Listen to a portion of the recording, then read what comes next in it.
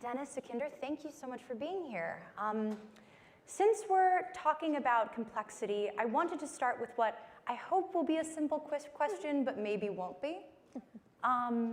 What is mission critical to the customers you serve right now?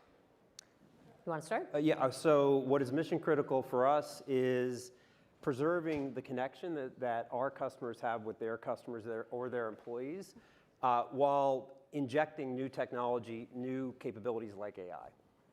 Well, for us, actually, we've got a small business customer. So first and foremost is cash flow, cash flow, cash flow, cash flow. Secondly is time savings to spend on their business to do what?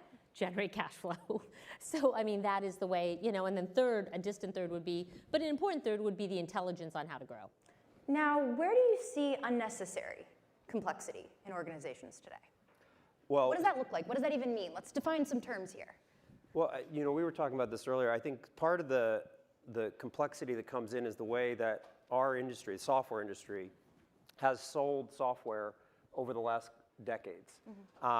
Most of the software that's out there is unnecessarily complex, especially for businesses that we serve, which tend to be mid-market companies, lower end of enterprise companies. A good example for us would be New Balance or Vermeer. Vermeer is a company in Iowa that builds wood chippers, right? They don't necessarily care about the latest thing that we're pushing in Silicon Valley.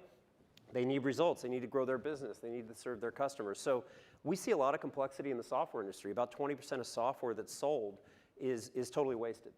Like SASE or a sprawl. Correct. It's actually not dissimilar for a small business customer. For them, tech is complex. Tech is complex. So I think the job of us consistently, whether it's AI or regular technology, is to make it so damn easy. And remember, we have a customer who comes to us directly. We have a customer who comes to us with an accountant and bookkeeper. So the accountant and bookkeeper might be happy to have some tech complexity because they are, I'd say, very heavy users of accounting software. But for the average SMB, tech is complex. Everything we can do to sort of dumb it down and make it simple are the things they look for in adopting any of the technology Xero has to offer. I was going to say, that does actually make me wonder, at what point did your customers, the wood chipper companies of the world, the small businesses of the world, come to you and start asking, so what's up with AI?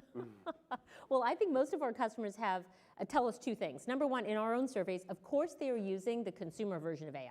Okay, so the expectation that they're using ChatGPT. Yes, that exists, right? But to them, they've sort of said, can you please just not stop dropping the word AI and tell us what it is and how to use it? And so I think what they're looking for us is, I would say, how easily is it integrated in the software to help with their daily tasks?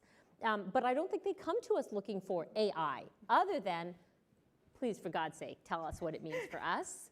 That is really how they think about it. And I think there's certain tasks they're going to do as consumers, if that makes sense. But when it enters their business stack, which they already think of as complex, right? Our job will keep being to use AI to make the jobs they want to do simpler. Yeah, I'd say very similarly. Think about, so we have 75,000 customers. The vast majority of customers today, and I think this is true for any software business, are not opting into the AI products yet. They still want a human in the loop. The most popular product that we sell is a Copilot product that makes their agents more productive, allows them to make more money or save costs. But the L1 support, the stuff that we think is so sexy in the Valley, hasn't really caught on yet. And that's because companies, they want to make sure that they don't disappoint their end customers with the adoption of new technology. Oh, there's one more thing they want, control. Right. Control. So I think this idea of like an AI chatbot loose on all your data, I think that is something that would make you feel very uncomfortable. So we found that even when we do launch AI tools, and we can certainly talk about which ones are getting traction at Xero, the lesson for us is they want control over how they use it. They want an audit trail.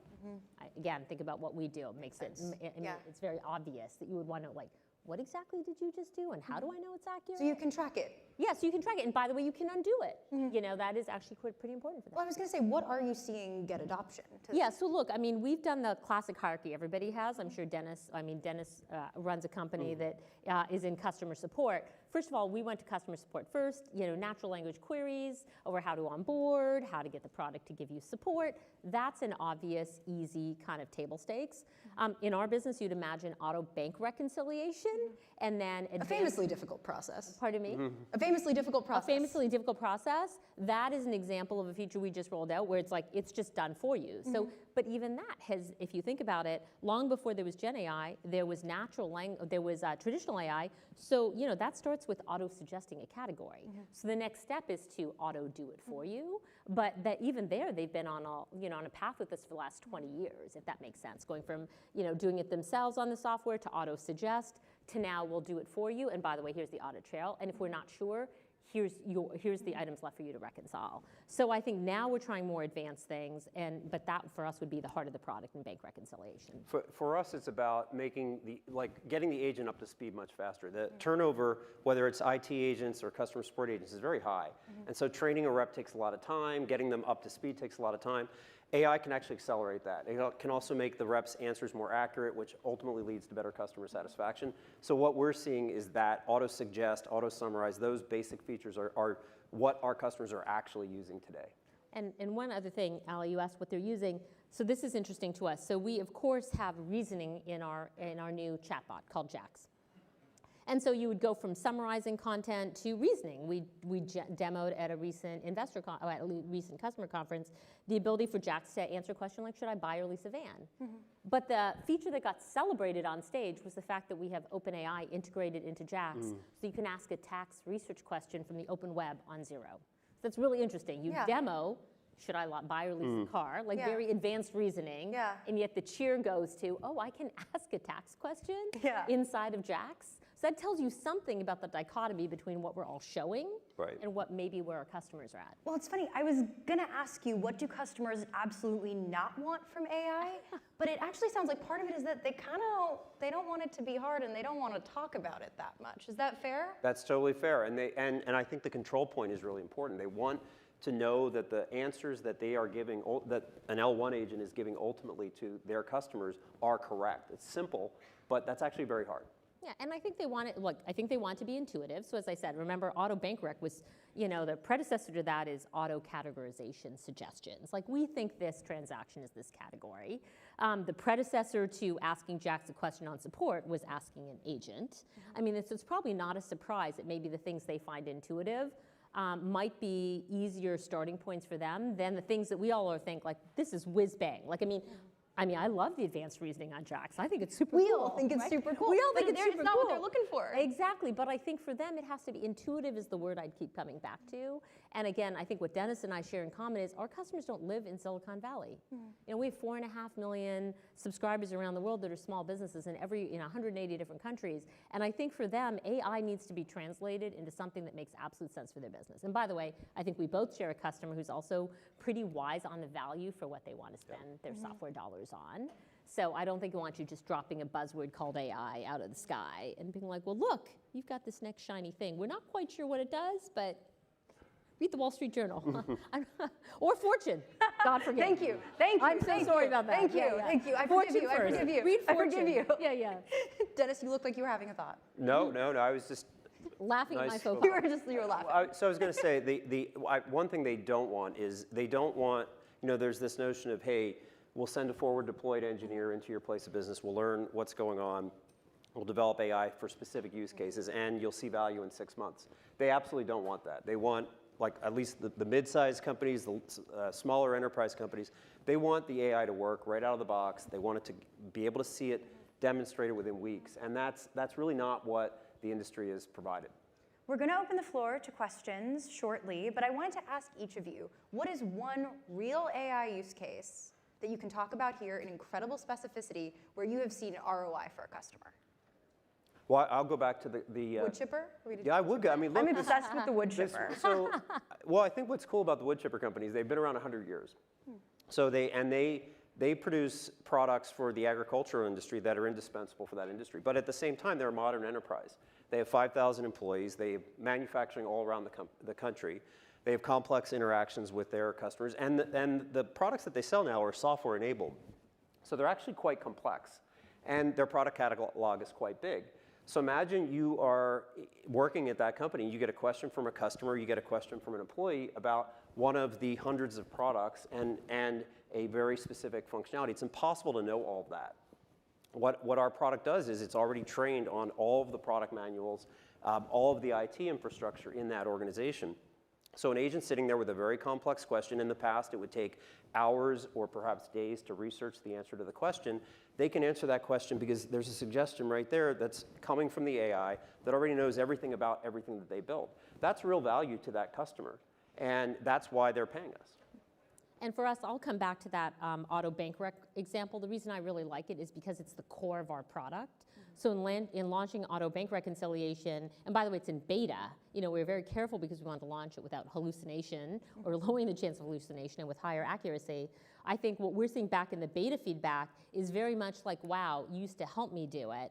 This is gone. This is a task that went from hours a week on your software to like, I can do it in 30 minutes. So in fact, we are seeing like time measurement as the ROI for that feature. And I think that's what you would expect, right? It's like if you are going to have an agentic agent that's in the heart of your product doing maybe the core task of the platform, you definitely are hoping to see that. So I'd say the good news is that's what we're seeing, but I would say we've been very careful to not launch that feature and monetize it before looking at its usage, as an example. Questions for Dennis and Sukhinder?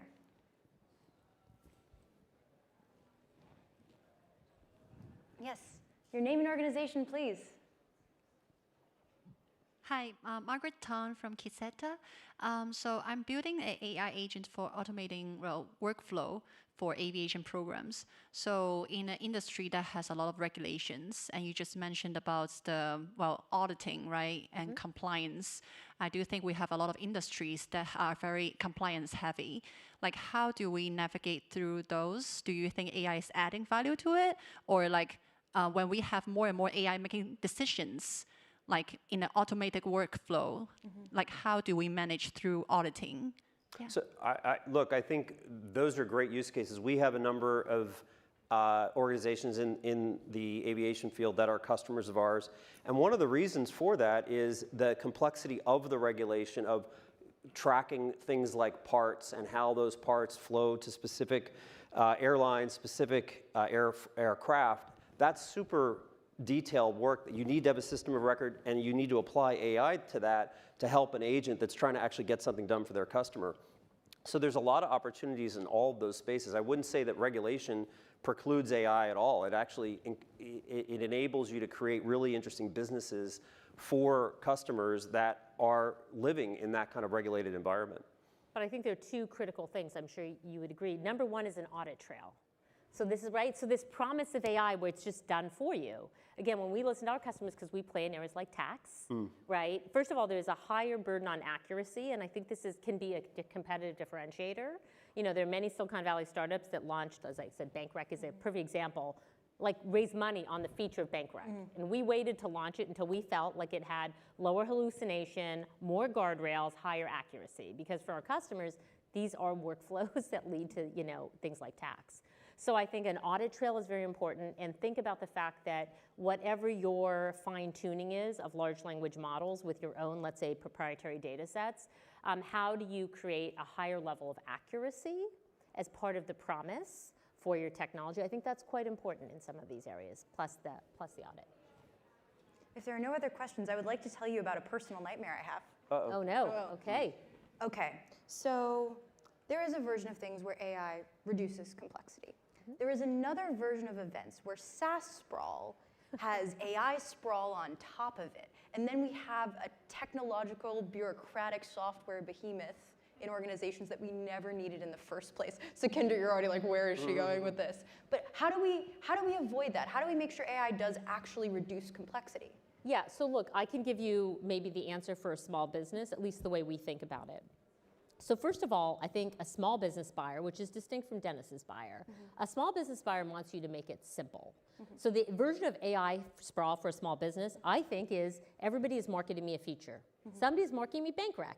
Somebody is marketing me tax research. Somebody else is marketing me invoice automation. So how do we think about that at Xero? We think the bundling of these features is important for a small business buyer, because like that version of SaaS Sprawl is feature by feature buying and then putting your data everywhere, right? So we reverse it and say, well, if the buyer wants to make a simple decision, it's incumbent upon us to think really segment up and really think about how we simplify the buying decision by making sure that they're not buying feature by feature, but features. That's the way we think about it in our business, which is different, I think, than in enterprise. Yeah, I think in an enterprise there's inherent complexity, right? Because even in a mid-sized company like Vermeer, they have hundreds of systems that you have to integrate into in order to deliver an AI outcome in the right way. So you just have to make all that easy for them to actually try.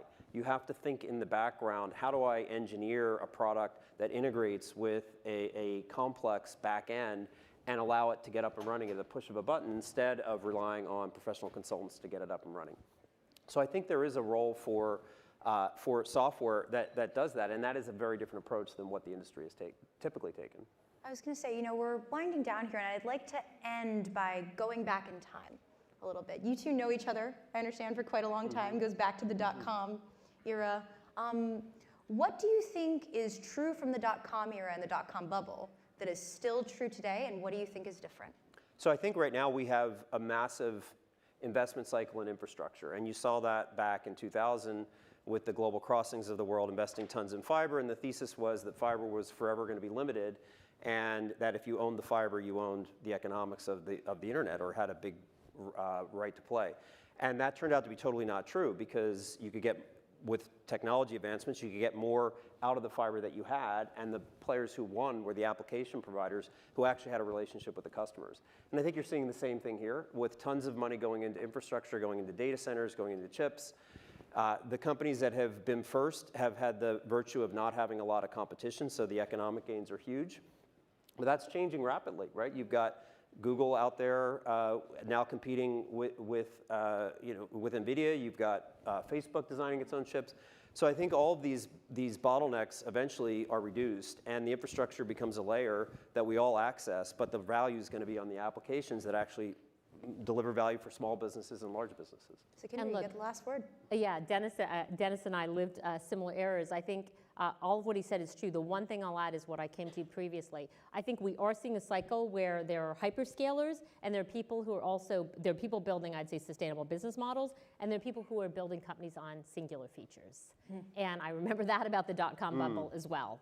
And so, while we have a massive cycle of investment, thinking about the durability of the customer relationship and the value prop, the end-to-end value prop you're providing is more important than ever, because you can raise money on an AI feature today, but many of those companies, I think, will see where they are once the cycle That's matures. a great place to end. Dennis, Sukhinder, thank you so much. Thank you.